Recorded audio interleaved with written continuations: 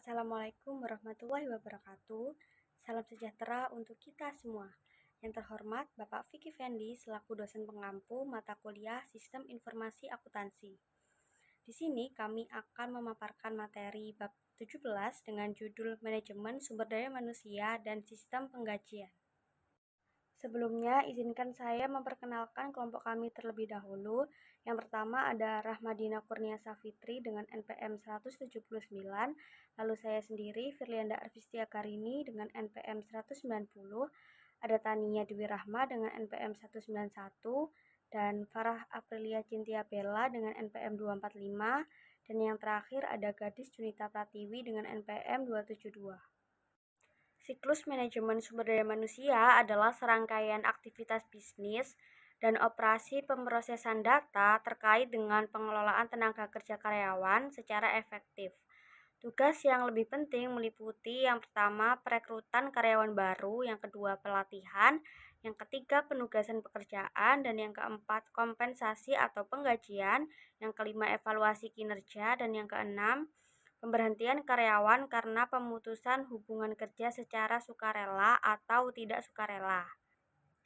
Tugas perekrutan karyawan baru dan pemberhentian karyawan dilakukan hanya sekali untuk setiap karyawan. Sedangkan tugas pelatihan, penugasan pekerjaan, kompensasi, dan evaluasi kinerja dilakukan berulang-ulang selama karyawan tersebut masih bekerja di perusahaan.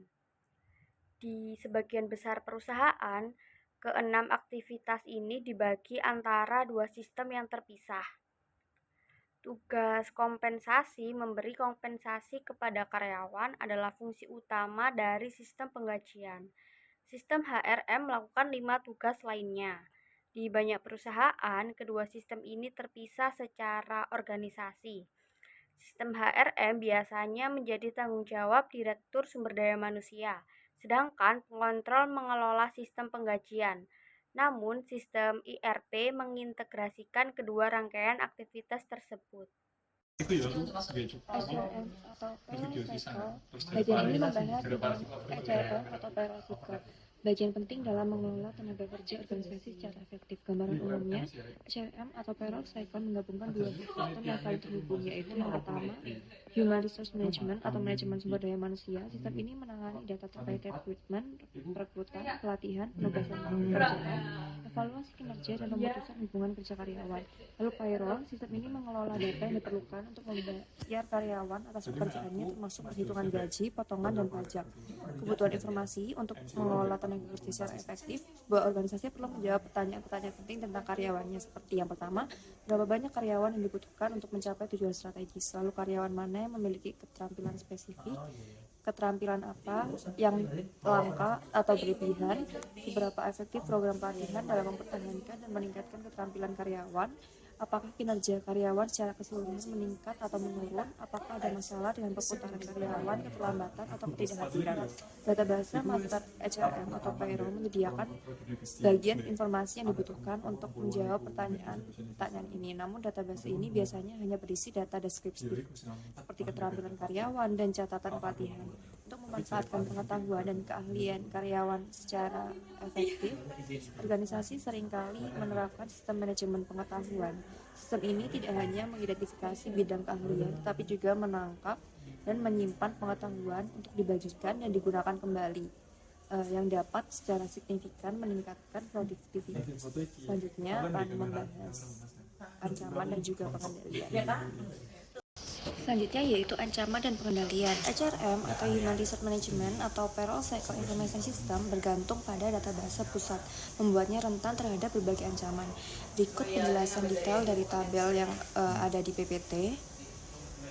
Yang pertama, tabel ini menunjukkan berbagai aktivitas dalam siklus HRM dan penggajian, ancaman potensial yang terkait dengan setiap aktivitas, dan pengendalian yang dapat diterapkan untuk mengurangi ancaman tersebut. Jadi mari kita uraikan satu persatu. Kolom pertama itu ada kolom activity atau aktivitas. Kolom ini menjabarkan tahapan utama dalam proses HRM dan penggajian. Aktivitas ini saling berkaitan dan membentuk keseluruhan siklus. Yang pertama ada masalah umum sepanjang siklus HRM dan juga payroll. Ini merujuk pada resiko umum yang dapat terjadi di semua tahap proses. Lalu pembaruan data master penggajian ini meliputi proses memperbarui informasi karyawan dalam setiap sistem penggajian. Lalu ada validasi data waktu dan kehadiran, ini memastikan keakuratan data waktu kerja dan kehadiran karyawan. Lalu ada persiapan penggajian, ini proses menghitung gaji termasuk potongan pajak dan lainnya.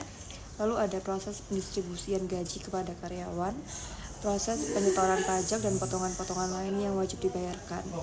Lalu ada kolom kedua yaitu kolom ancaman. Ini ancamannya terdiri dari yang pertama, data master tidak akurat atau tidak valid, atau informasi karyawan yang salah satunya tidak lengkap, lalu pengungkapan informasi sensitif yang tidak sah, kehilangan atau kerusakan data, perekrutan karyawan yang tidak berkualitas atau berniat jahat, resiko merekrut karyawan yang tidak kompeten atau memiliki niat buruk, pelanggaran hukum ketenagakerjaan. Lalu ada perubahan data master penggajian yang tidak sah, ini seperti modifikasi data karyawan tanpa otorisasi.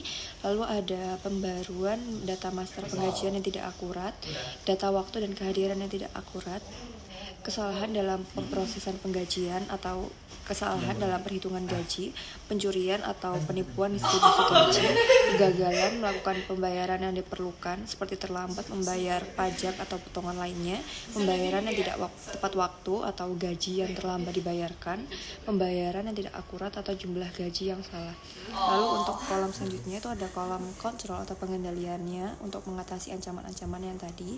Ini menjelaskan langkah-langkah yang dapat diterapkan untuk mengurangi resiko yang diidentifikasi. Lalu nomor untuk setiap pengendalian ini merujuk ke nomor ancaman yang dapat diatasi oleh pengendalian tersebut. Pengendalian ini mencakup berbagai aspek, mulai dari kontrol akses data, prosedur cadangan, dan pemulihan, hingga segregasi tugas dan tinjauan manajemen. Tujuannya adalah untuk memastikan integritas data, akurasi penggajian, dan kepatuhan terhadap peraturan yang berlaku. Kesimpulannya, tabel ancaman dan pengendalian ini memberikan kerangka kerja yang komprehensif untuk mengelola risiko dalam siklus HRM dan juga payroll information system. Penerapan pengendalian yang efektif sangat penting untuk memastikan operasi yang efisien, akurat, dan patuh terhadap hukum. Setiap organisasi perlu menyesuaikan pengendalian ini dengan ukuran, kompleksitas, dan juga resiko spesifik dari masing-masing bisnis mereka. Selanjutnya akan dijelaskan oleh teman saya. Baik, selanjutnya saya akan menjelaskan tentang payroll activity, di mana gambar pertama yang ada dalam presentasi kami itu ada menyajikan diagram konteks sistem penggajian.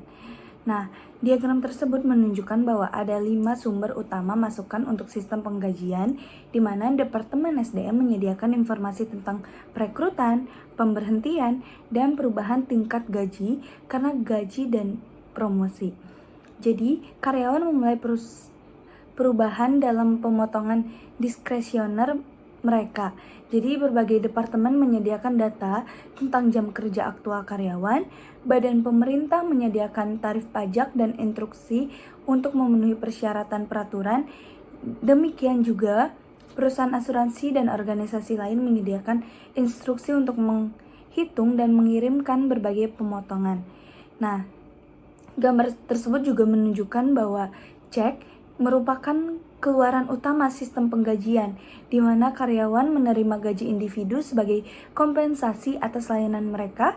Terus, cek penggajian dikirim ke bank untuk mentransfer dana dari rekening reguler perusahaan ke rekening penggajiannya. Cek juga dikeluarkan untuk lembaga pemerintah, perusahaan asuransi, dan organisasi lain untuk memenuhi kewajiban perusahaan. Selain itu juga, sistem penggajian menghasilkan berbagai laporan yang akan kita bahas nanti untuk penggunaan internal dan eksternalnya. Nah,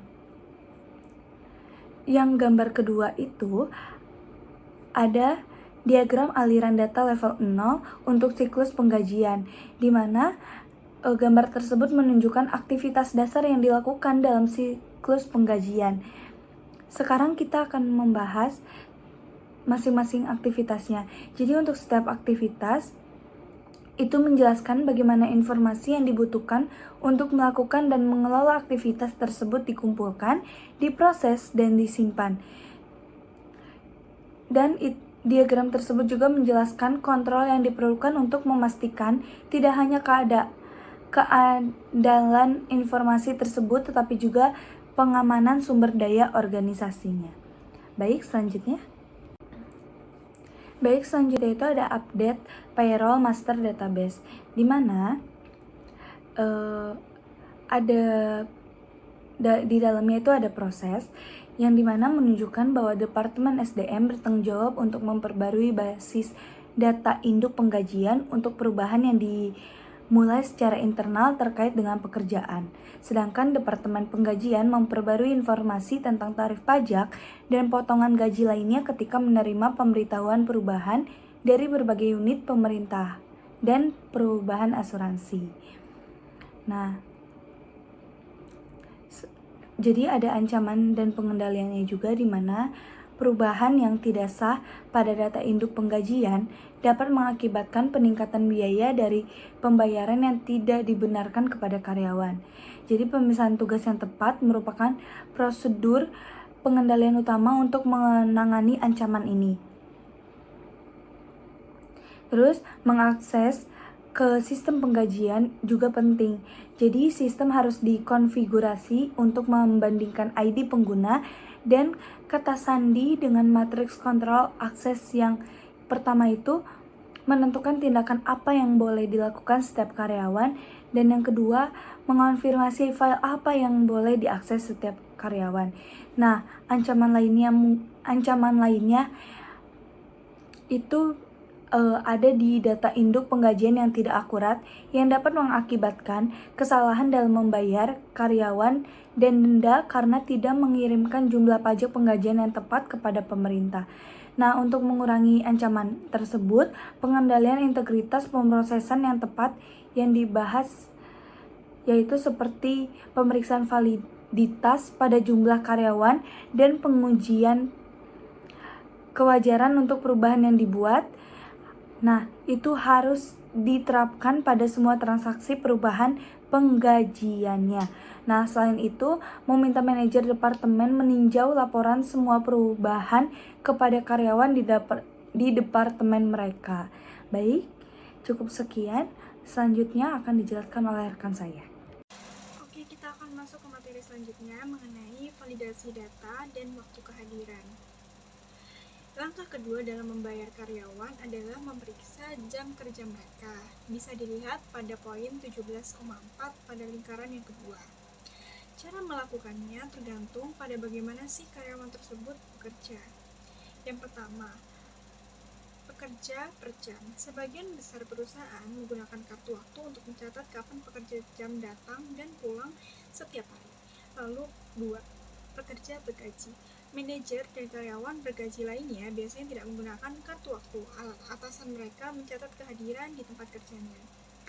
Ketiga, pekerja manufaktur. Di pabrik, pekerja menggunakan formulir khusus untuk mencatat apa saja yang mereka kerjakan sepanjang hari.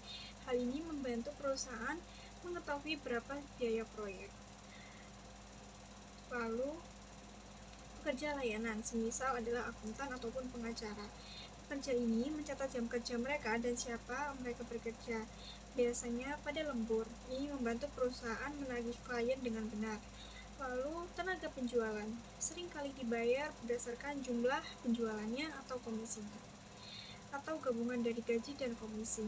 Mereka perlu melacak penjualan mereka dengan atau gabungan gaji dan komisi.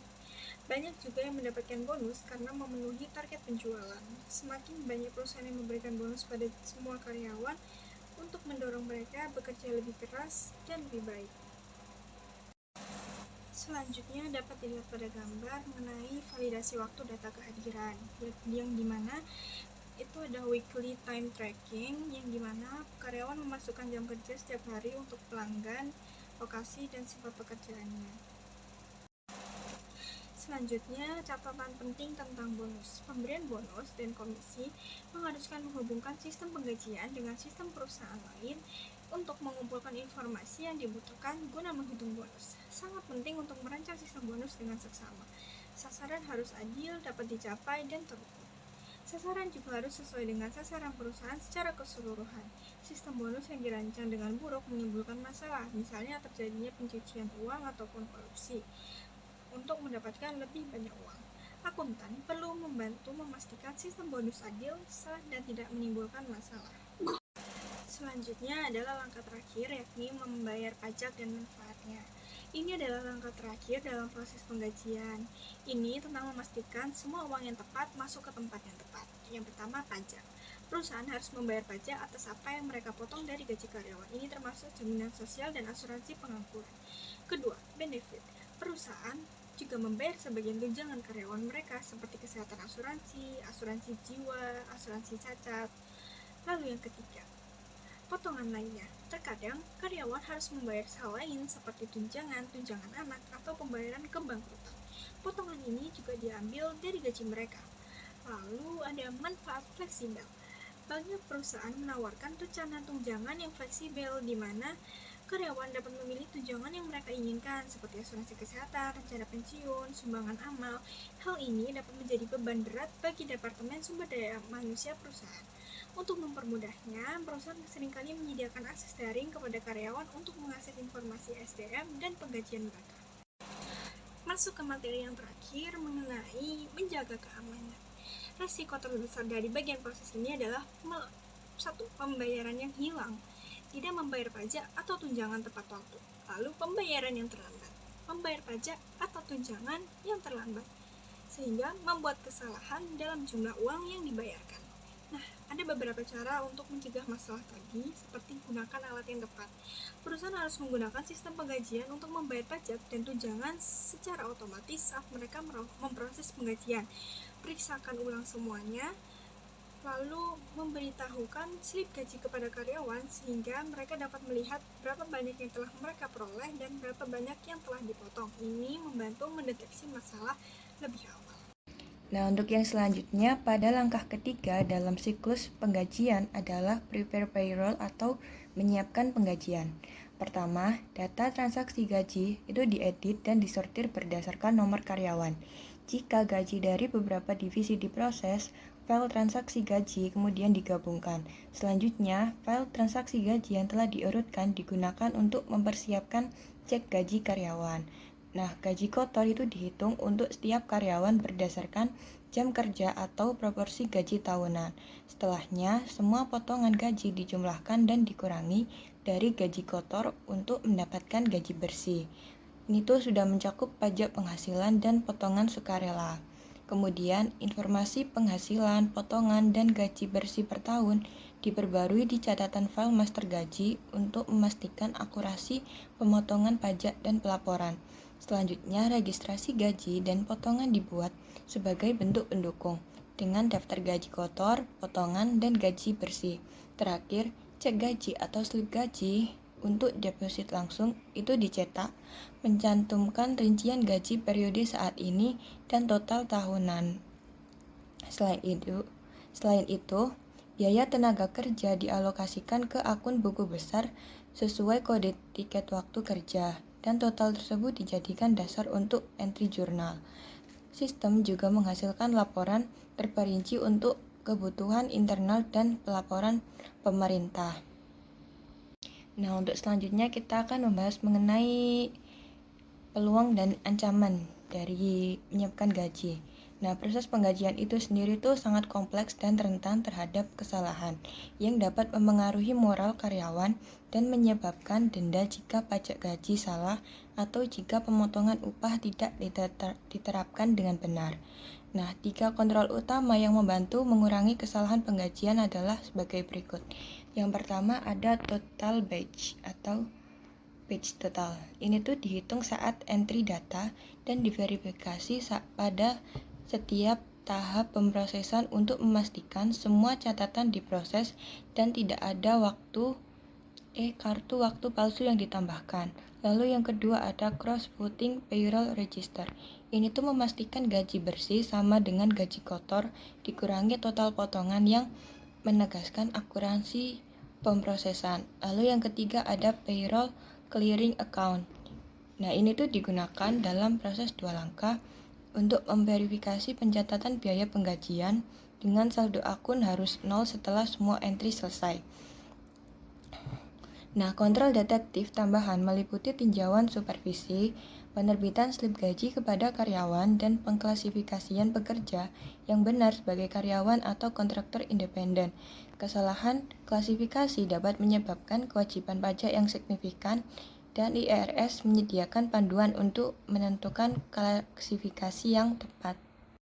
Selanjutnya yaitu ada pembayaran gaji. Ada 5 proses pencairan gaji. Yang pertama yaitu persiapan gaji. Setelah gaji disiapkan, bagian utang usaha meninjau dan menyetujui daftar gaji. Yang kedua, pembuatan voucher. Voucher pencairan disiapkan untuk mengesahkan transfer dana dari rekening giro umum ke rekening bank penggajian. Langkah yang ketiga, transfer dana. Kasir menyiapkan dan menandatangani cek atau memulai transaksi transfer dana elektronik atau EFT untuk mentransfer dana ke rekening penggajian. Langkah yang keempat, setoran langsung. Karyawan dapat dibayar melalui setoran langsung yang lebih efisien dan mengurangi biaya pemrosesan. Yang kelima, kartu debit penggajian. Karyawan tanpa rekening bank dapat dibayar menggunakan kartu debit penggajian yang dapat diisi ulang. Namun, ada juga ancaman dan kontrolnya. Yang pertama, ancaman penipuan. Risiko pencurian gaji atau penerbitan gaji untuk karyawan fiktif. Yang kedua, pembatasan akses. Akses ke cek gaji kosong dan otorisasi transaksi EFT harus dibatasi. Yang ketiga, pencatatan cek. Semua cek harus diberi nomor urut dan dicatat secara berkala. Yang keempat, verifikasi dukungan cek. Cek hanya dapat ditandatangani jika didukung oleh bukti yang tepat. Yang kelima, rekening terpisah. Menggunakan rekening bank secara terpisah untuk mengurangi resiko kerugian dan memudahkan rekonsiliasi. Yang keenam, pemisahan tugas. Tugas terkait penggajian harus dipisahkan untuk menghindari penipuan. Yang ketujuh, rekonsiliasi rekening. Rekening bank penggajian harus direkonsiliasi oleh orang yang tidak terlibat dalam penggajian. Dan yang ke-8, audit internal. Audit berkala untuk memverifikasi keabsahan proses distribusi gaji dan mengidentifikasi tanda-tanda penipuan. Untuk penanganan gaji yang tidak diklaim, harus segera dikembalikan dan dicocokkan dengan catatan waktu untuk memverifikasi keabsahan gaji. Dengan menerapkan kontrol yang ketat dan prosedur yang tepat, organisasi atau perusahaan dapat mengontrol atau mengurangi resiko penipuan dalam proses penggajian. Selanjutnya, pilihan outsourcing, biro layanan penggajian dan organisasi pemberi kerja profesional. Pengalih-dayaan fungsi penggajian dan sumber daya manusia. Banyak organisasi mengalih-dayakan fungsi penggajian dan SDM mereka ke Biro Layanan Penggajian dan Organisasi Pemberi Kerja Profesional atau PAO untuk mengurangi biaya. Biro Layanan Penggajian mengelola data penggajian dan memproses penggajian untuk klien, biasanya dengan biaya yang lebih rendah dibandingkan dengan PEO. Organisasi pemberi kerja profesional atau PEO selain memproses penggajian PEO juga menawarkan layanan SDM seperti desain dan administrasi tunjangan karyawan. Sedangkan untuk manfaat dari pengalih-dayaan ini, yang pertama biaya yang lebih rendah. Organisasi atau perusahaan mendapatkan keuntungan dari skala ekonomi, memungkinkan mereka untuk mengenakan biaya yang lebih rendah dibandingkan dengan pemrosesan penggajian in-house. Mereka juga mengurangi kebutuhan untuk mengikuti perubahan undang-undang pajak. Yang kedua, jangkauan manfaat yang lebih luas.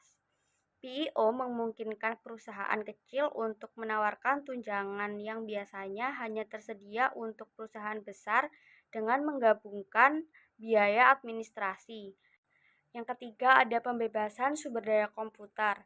Pengalih-dayaan mengurangi kebutuhan aplikasi sistem informasi akuntansi, sehingga sumber daya dapat digunakan untuk meningkatkan layanan di area lain.